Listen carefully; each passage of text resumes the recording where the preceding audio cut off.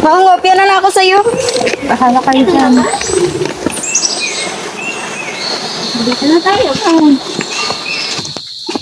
Agad naman. Lapit na, di ba? Ang layo. Lapit ka dyan. Gusto niyo uminom ng tubig? Ako pa Painom ako. Oh, ang dami na mo.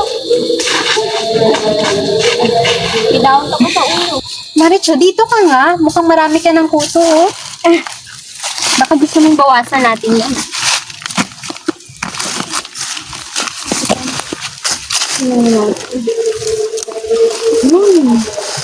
Pagpupulbo muna ako.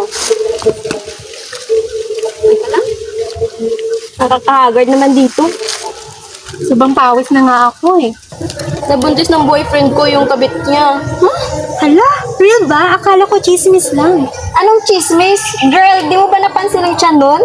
Parang nakalunok ng bola. Hindi ko ina-expect, eh, kasi parang good girl niya kasi. Good girl tapos nabuntis. Malay mo, aksidente lang yung nangyari. Grabing aksidente naman yun. Lumubo ang tiyan. Ginawa ko naman ang lahat eh. Binibigay ko naman ang mga gusto niya. Pero nagawa pa rin akong lokohin. Ganyan ba talaga mga lalaki sa mundo? Hindi man lang makontento? Nakita mo na kasi na red flag, go ka pa rin ng go. Hindi ka pa nakontento, ginagayway mo pa talaga. Mahal ko eh. Anong magagawa ko? Tigilan yung pagpapakatanga at mag-move on.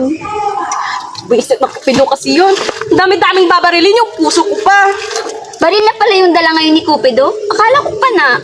Wala akong pake. Kahit basuka pa yan. Ang gusto ko lang, bumalik siya sa akin. Wala ba kayong pagkain dyan? Nakakagutom naman kumuha ng mga alaga nito sa ulo. Ano ba yan? Oo nga, tsaka magtatanghalian na rin. Di ba? Malapit ba niyo dito? Pumunta naman tayo dun. Kaya nga, hindi pa kami nakakapunta sa inyo. Maski nga parents mo, hindi namin kilala eh. Tigilan nyo nga ako, tsaka baka hindi kayo maging komportable sa bahay. Hindi naman namin i-judge yung bahay niyo, ha? Kung maliit or madumi, gusto man namin bumisita. Pumunta tayo dito para i-comfort tong kaibigan natin na matalino nga sa klase, tanga naman sa pag-ibig, hindi para mag-enjoy sa bahay at kumain. Ewan ko ba sa'yo, ba't dito mo ba kami dinala? Bakit ba? Ang creepy kaya ng lugar na to, iniisip ko nga si Anna Jay hindi naman naiiyak sa jowang niyang mukhang kwago, kundi sa kakreepyhan ng lugar na to. Ang peaceful kaya ng lugar na to. Ikaw lang nakakaramdam niyan, girl. Dito kaya ta dati nakatira eh. Pati balayibo ko sa katawan, kinikilabutan na dito. Kung alam niyo lang ang kwento ng lugar na to, maa-amaze rin kayo, imbis na matakot. Ano bang kwento yun? Dati bang sementeryo to? Share ko lang ha. Yung dati namin school ng elementary, dating sementeryo raw.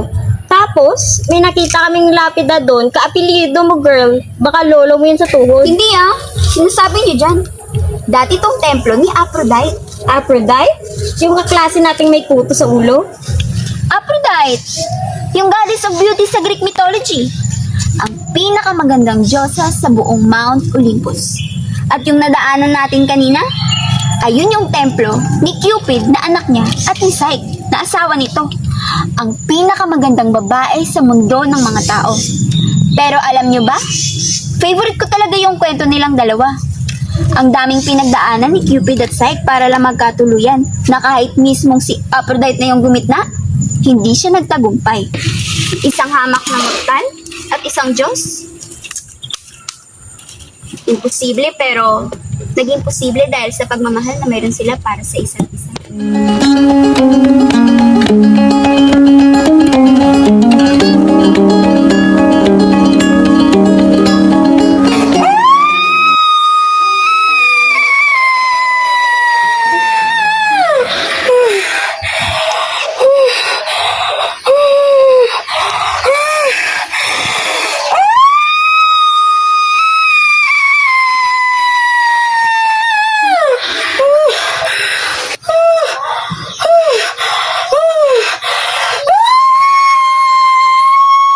Isa pa, mahal na Reyna.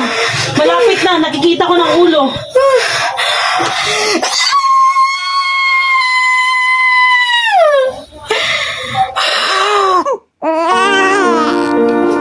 Ang ganda naman ng mahal na prinsesa.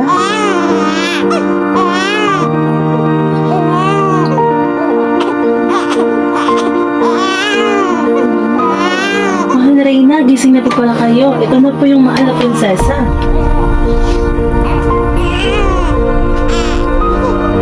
Ang ganda-ganda naman ng anak ko. Napakaganda pati yung mga mata niya. Mahal na Reyna, aalis na po ako. Tatawagin ko na po yung mahal na hari.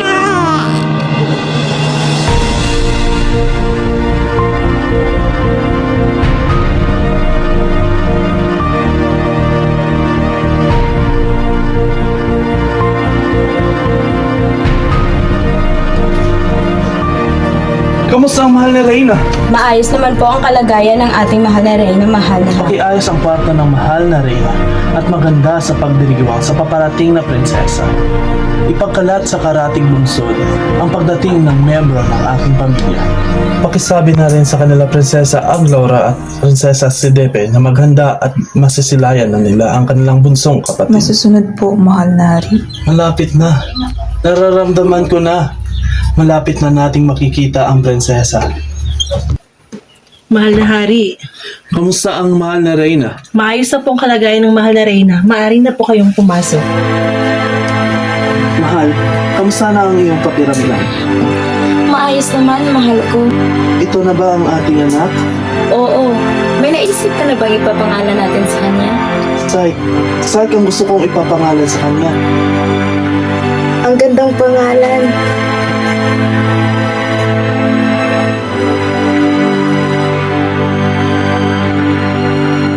Magbigay pugay sa bagong prinsesa, Prinsesa Sai.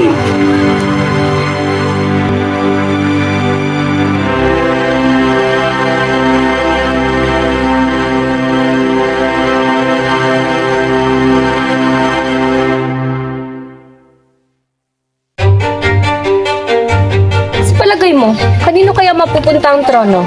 Siyempre, sa akin, akong pinakamatanda eh. Ako naman ang pinakamaganda. Alam naman natin na hindi ikaw eh. Magandang umaga po, Prinsesa Sai. Magandang umaga po. Mulaklak po para sa inyo, bagong Maraming pitas. salamat. Ang ganda naman ito. Kamusta naman po kayo? Mabuti naman po. Mabuti naman, yung ganun. Saan po ba kayo tutungo? Uuwi na po kami sa palasyo. Sai, bilisan mo at naghihintay ng ama sa palasyo. Opo. Maraming salamat po sa mga bulaklak. Napakakupad. Magandang umaga po, mga mahal na prinsesa. Magandang umaga po. Ang ganda talaga ng mga prinsesa. Tama ka. Sa kanilang tatlong magkakapatid, litaw talaga ang kagandahan ng prinsesang Sai. Hindi na natin kailangan ng Diyosang si Aphrodite dahil natitiyak akong mas maganda naman si Prinsesang Sai. Mukha nga, hindi na nabibisita ang templo ng Diyosa at unti-unti na ring nalilimutan ng mga tao ang kanyang presensya.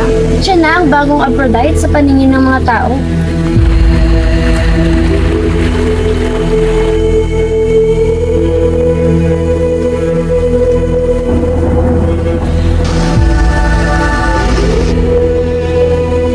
Hindi na nabibisita ang templo ng Diyosa. Siya na ang bagong Aphrodite sa paningin ng mga tao.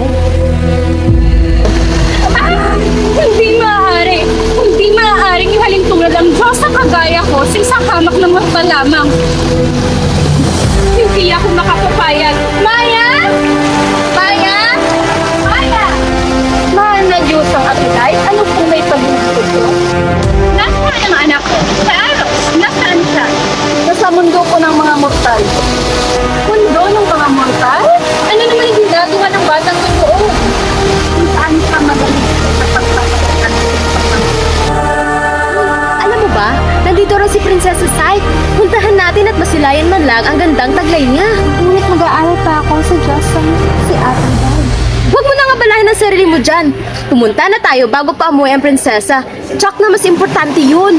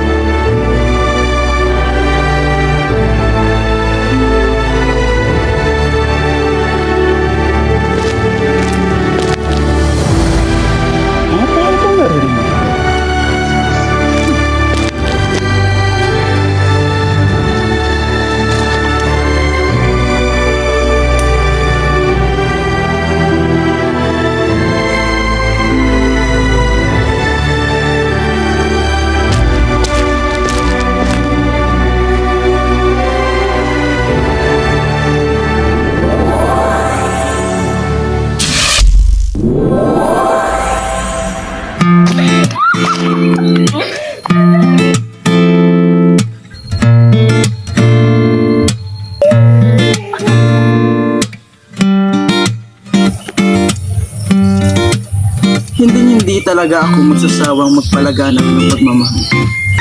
Pagmamahal ang bumubuhay sa mundong ito. Pagmamahal ang kailangan ng mga tao. Kasi namin ng pag-isa.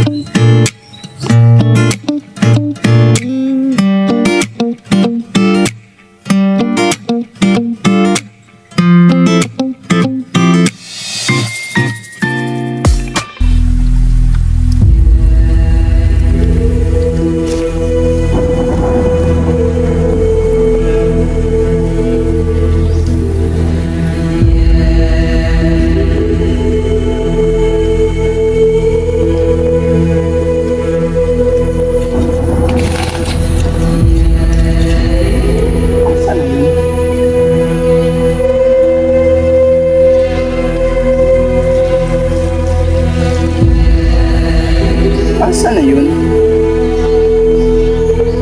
Siguro susunod na lang. Sana makita kita.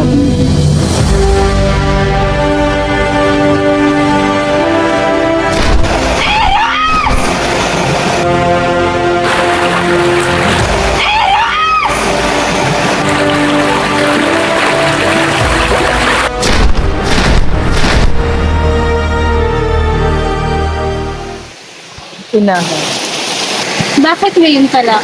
Hindi mo ba narinig ang tinig kong tinatawag ka? Ano ka pinagkakaabalahan mo sa mundo ng mga tao? Paumanhin po, ina. Wari ako'y masyado nang naglalagi sa mundo ng mga tao at kayo'y nalulumbay na sa akin. Sadyang masaya lang magpalaganap ng pagmamahal sa mundo ng mga tao. Napakasaya. Gusto ko silang makaramdam nun. Gusto ko silang maging masaya sa pamamagitan nito. Eros. Ayan ba, Eros? Ayan ba ang mga taong gusto mong maging masaya? Ang mga taong binabaliwala na ang mga bagay na nagawa ko para sa kanila? Ang mga sakripisyo ko? Ina, Eros, wala akong ibahunan kung hindi maibalik ang dating paghanga at paggalang ng mga tao sa akin. Hindi na nila ako sinasamba. Hindi na nila ako ginagalang. Ang aking templo ay unti-unti na nilang sinisira. Hindi na nga sila nag-aalay. Eros, darating ang panahon na malilimutan nila at tuluyang hindi na maaalala. paano nangyari ito? Ano ang pinagmulan? Isang mortal na nagnangalang Simon ang ugat kung bakit nangyari ito. Napakaganda. Para akong natusok ng sarili kong pana. Psych. Naniniwala ang mga tao may parang bagong ako. Ipagkasasa na walang kamuang-muwang sa mundo. At kahit na lamang ang may pagmamalaki lang. Nais kong gamitin mo ang iyong kapangyarihan at paibigin ang walang kwentang babaeng to sa isang makapangyarihan at kasuklam-suklam ng tuwa na nakatira sa mundo. Hindi ko kayang paibigin ang napakagandang binibining iyon sa isang kakilakilabot na halimaw. Pasensya na, ina.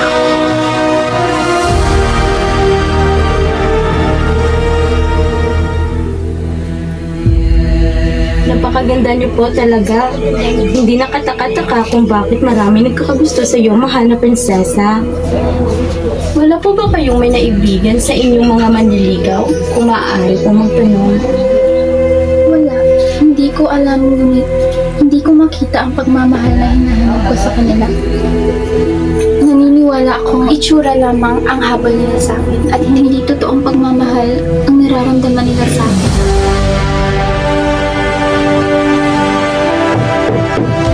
Pasok!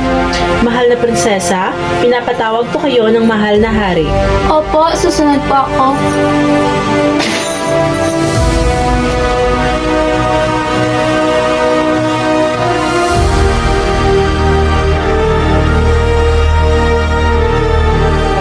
Ama, pinapatawag mo raw ako? Sai, anak, gusto lamang itang kamustahin. Kamusta ang mahal kong anak? Ayos naman po ako. Kanina, pumunta kami sa bayan at nakipag-usap sa mga tao. Kasama ko ang mga kawal at ilang mga kasambahay. Tapos pumunta kami sa ilog at Sai. ko doon. Pumunta rin kami sa kagubatan. Sai, alam mo hindi yan ang ibig kong sabihin. Wala ka bang napupusuan dito sa palasyo? Ama? Sai, hindi na ako bumabata. Ngayon din ang iyong ina. Kailangan mo na humanap ng mga papangasawa at magkaroon ng mga anak para mapanatag na rin ako. Pasensya na po, ngunit alam mo namang wala akong interes sa mga ganyang bagay. Mauuna na po ako. Sai, kinakausap pa kita. Sai! Sai! Augustus, ihanda ang mga karwahe. Pupunta tayo sa Delphi upang bisitahan si Apollo.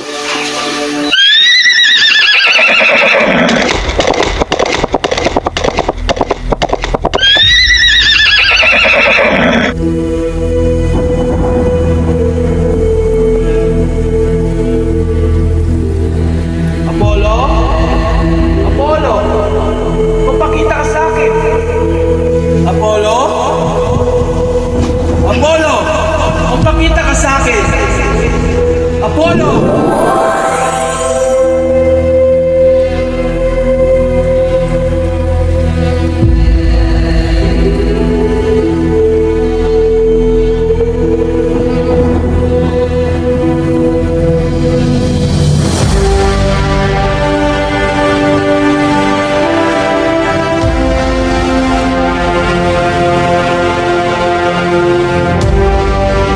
Apollo? Apollo! Magpakita ka sa akin. Apollo! Anong may paglilingkod ko? Apollo, Diyos ng batid ko ang inaasahan ng aking pagdating sapagkat alam mo ang hinanda. Maupo ka. Ano ba ang iyong sadya at dumaki ka pa sa aking tahanan? Hindi na ako magpapaligoy-ligoy pa. Si Sai, ang aking bunsong anak.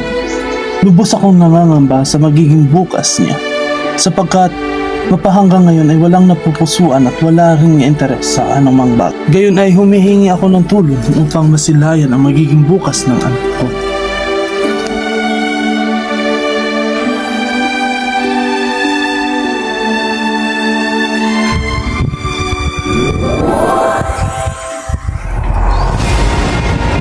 Imposible. Anong iyong nakikita? Bakit nakikita kong pangamba sa iyong mukha? Ang iyong anak na babae. Nalulungkot ka ng sarili sapagkat meron nang nag-aantay sa kanya na magiging kabiyak niya. Magaling. Hindi na ako mag-aalala dahil meron ng prinsipeng mag-aalaga sa kanya. Paumanhin, mahal na hari.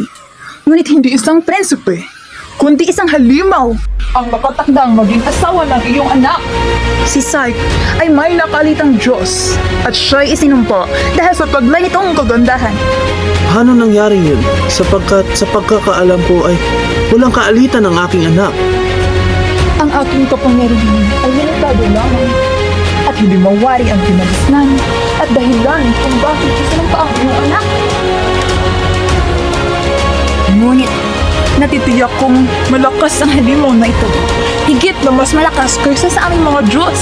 Ayon sa propesiya, kailangan mong dalhin ang iyong anak sa bundok ng oros at kailangan magdamit siya ng kulay itim. At doon, susunduin siya ng kanyang magiging asawa. At kung hindi ko gagawin, ano ang mangyayari? Matutuyo ang tubig at magre-resulta ito sa labis na pagkauhaw. Ang araw ay mawawala at dilim lamang ang makikita. Magugunaw ang mundo at hinagpis lamang ang madarama.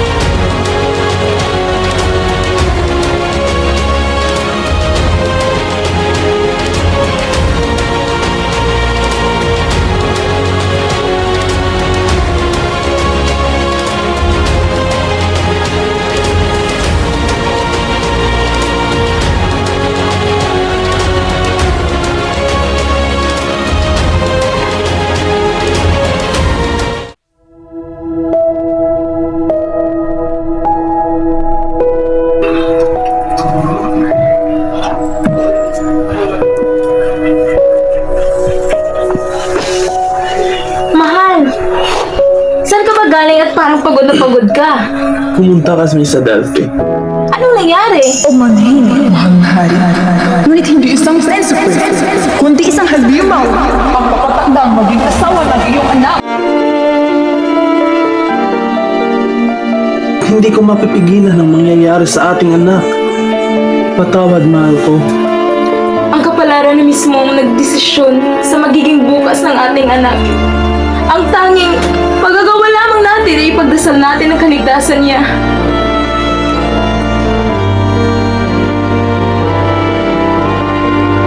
Kung meron lang akong magagawa, ultimo buhay ko ay iaalay ko para lang makalaya siya sa sugat. Ngunit hindi mo kayang suwayin ang utos ng isang Diyos. Kahit kailan, hindi sinuway ng isang hamak na mortal ang makapangyarihang Diyos.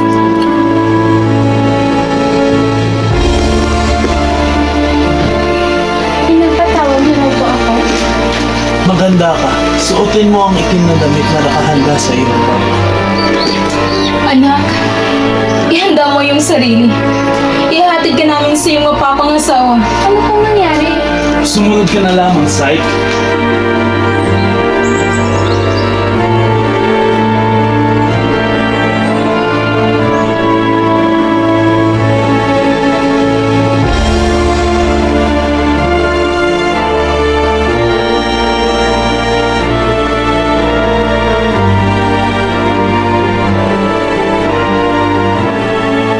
Anong ginagawa natin dito? Ano? Ama, Syke, makinig ka. Alam ng mga Diyos at Diyos ang nalabag ito sa loob ko. Ngunit nakasalalay sa iyong mga kamay ang kapakanan ng ating mga Anak, nais kong maghintay ka rito sa burol na ito. May taong susundo sa iyo. Huwag na huwag kang aalis. Mangako ka. pangako po, Ina.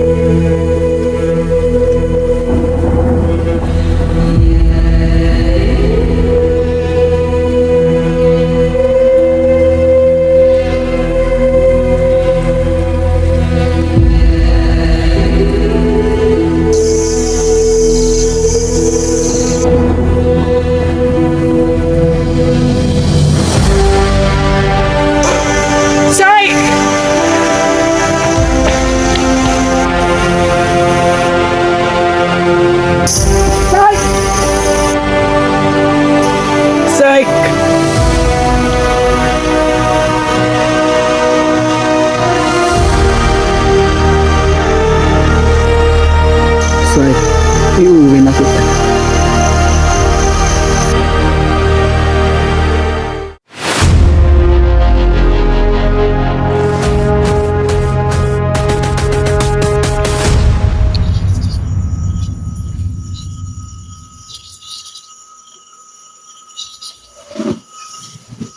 Asan ako? Kaninong kwarto to? Sa iyo ang bahay na ito. Halika at huwag matakot. Maligo ka agad at maghanda agad ng apoy.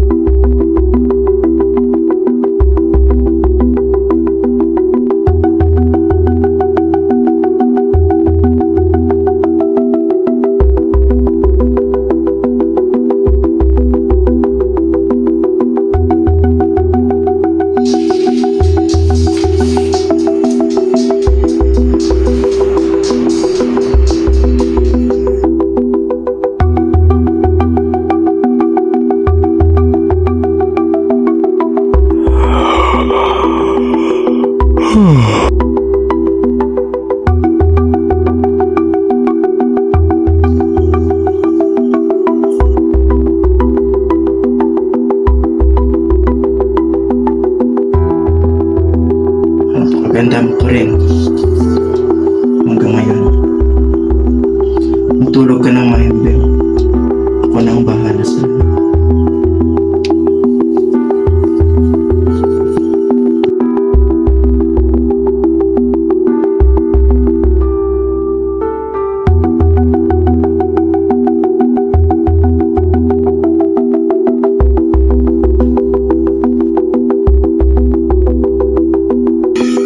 Ano ang iyong sadya at naparito ka sa aking silid? Mayroon sana akong hiling maliit na pabor kung iyong mamarapatin. Ano yun? Ako'y buring-buri na sa malapalasyong bahay na ito at gustuhin ko mang magliwali o hindi ko magawa sapagkat wala namang magandang tanawin dito maliban sa langit. Gusto ko sanang papuntahin dito ang aking mga kapatid para... Hindi maaari. Pero... Hindi ako makakapayag.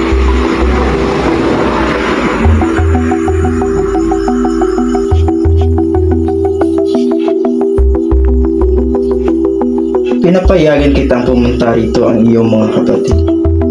Ngunit binabalaan kita na huwag kang magpapa-impluwensya sa kanila. Alang-alang na rin sa ating relasyon. Maraming salamat, makakaasa kang hindi masisira kung ano man ang meron tayo.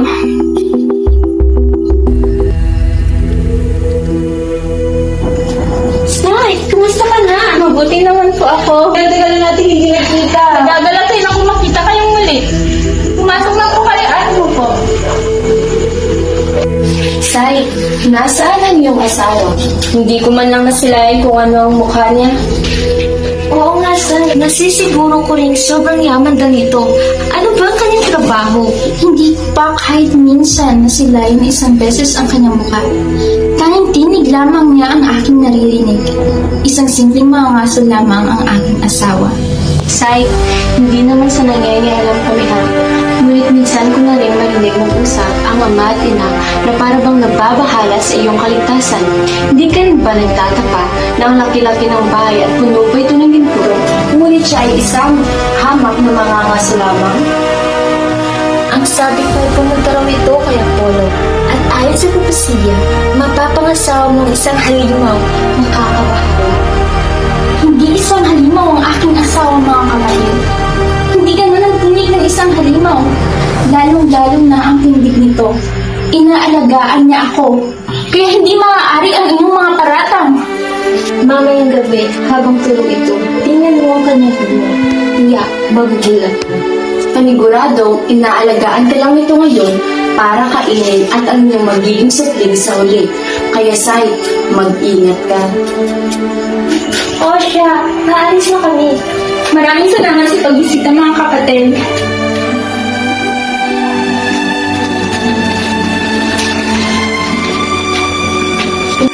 Bakit hindi ito nagpapakita sa akin? Ano bang hinatago niya? Hindi man lang ito nagkwento ng buhay niya. Siguro nga, tama ang aking mga kapatid. Mayroon itong tinatagong kakilakilabot. Kailangan kong malaman kung ano yon. Kamayang gabi, kung makatulog na ito, kung isa man itong malaking ahas, hindi ako magdadalawang isip na paslangin ito.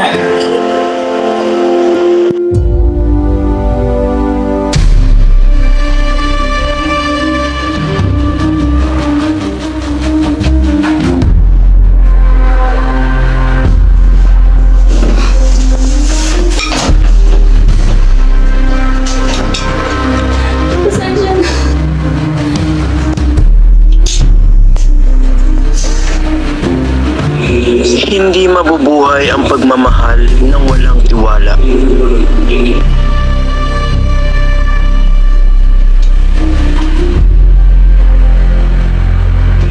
Hindi mabubuhay ang pagmamahal ng walang tiwala.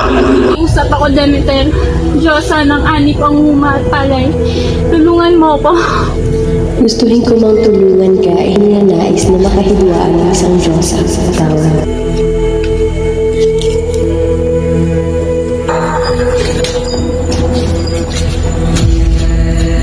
Hera, ang Diyosa ng kasal, mga babae at mga anak. Tulungan mo ko.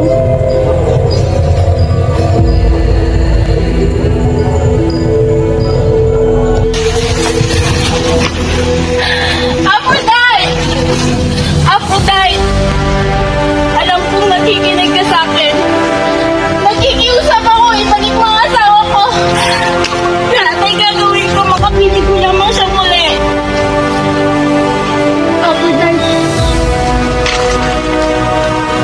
Pagbukod-bukurin mo ang mga butong yan bago magbukang liwayway. Imposible ang pinapagawa mo. Mayroon na lamang akong ilang oras upang masilayan ng araw. Imposible ito. Kung gayon, kalimutan mo ng anak ko at maghanap ng ibang asawa.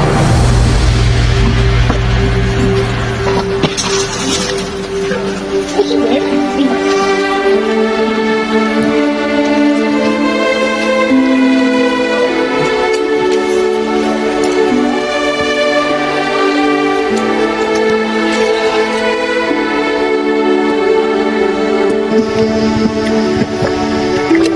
mo natapos ang pinatrabaho ko sa'yo. Pwes, pumunta ka sa ilog ng Ustea at bumalik ka dito bit-bit ang gintong lana na galing sa karnero na pag-aari ni Helios. John, Masusunod po, mahal na Diyos ang afterlife.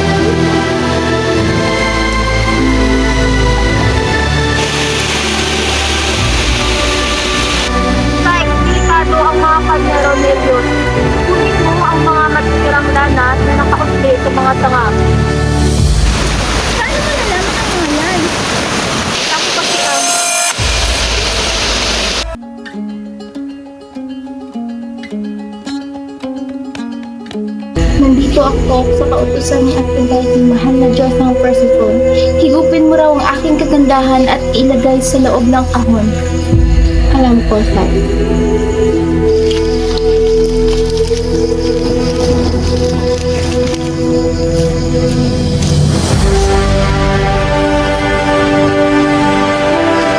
Psych! Psych! Gumising ka.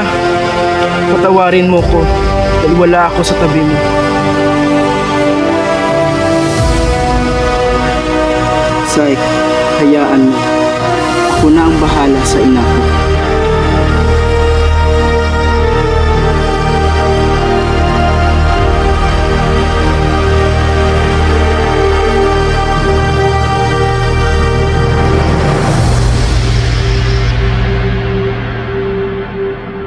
Aphrodite, painumin mo ng ambrosyo si Sai.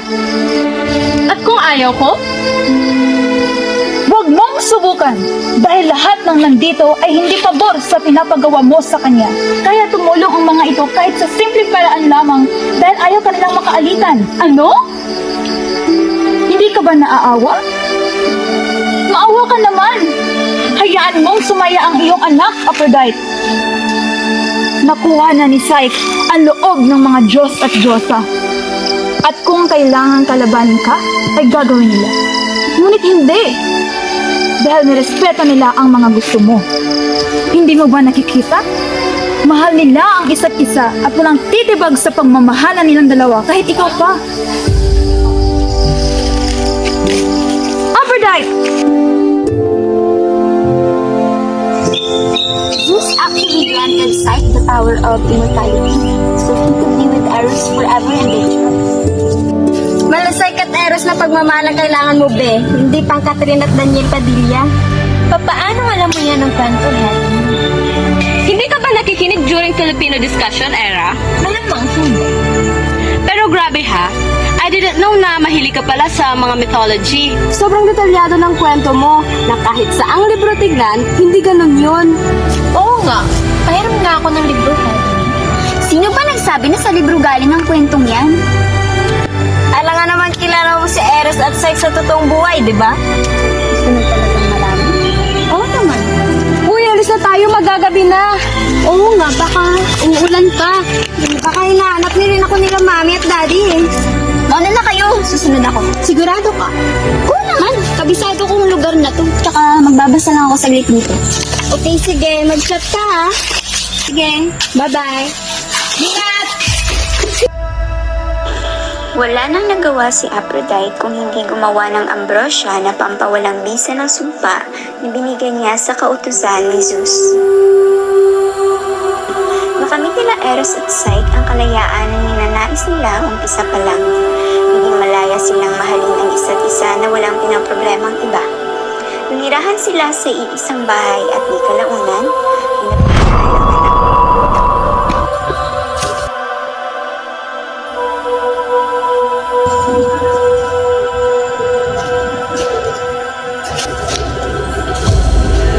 Ina, ama? Alam ko kayo yan.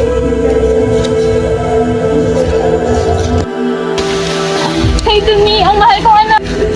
Ina, ama?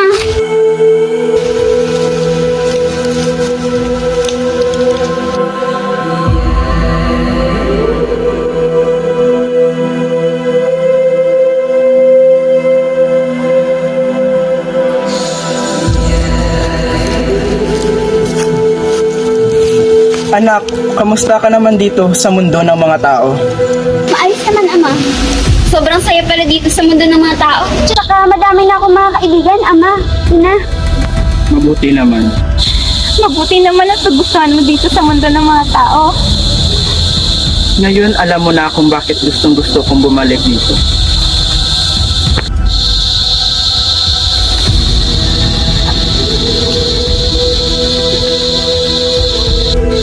Mahal, halika rito.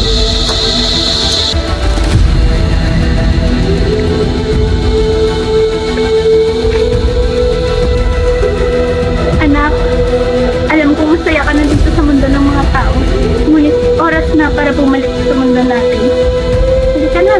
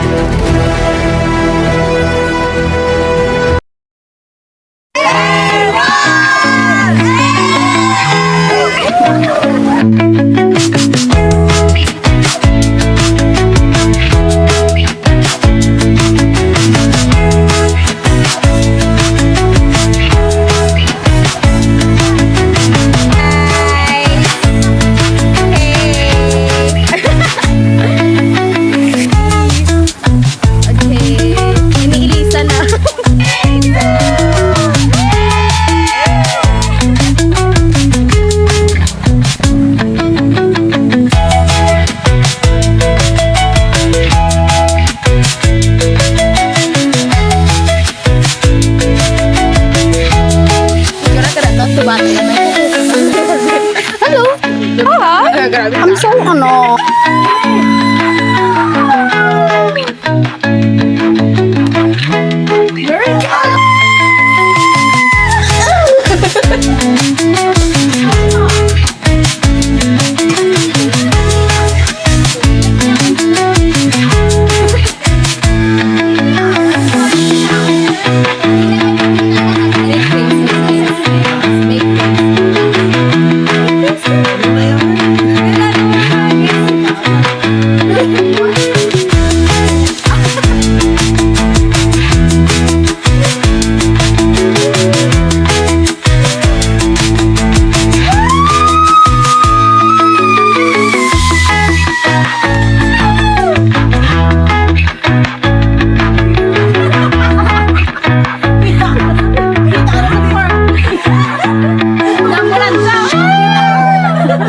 Kita ka na sa park. Tulog lang. Isang parang.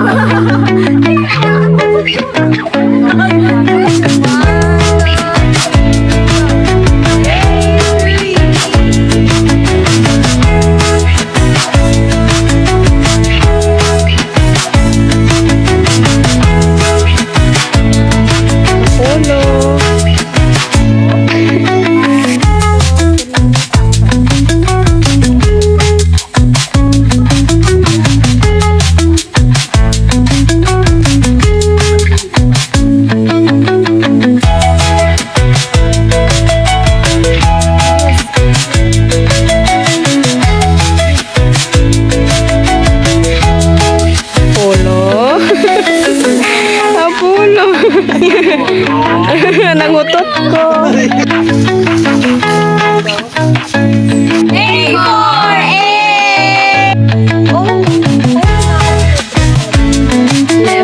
Bon! 1, 2, 3.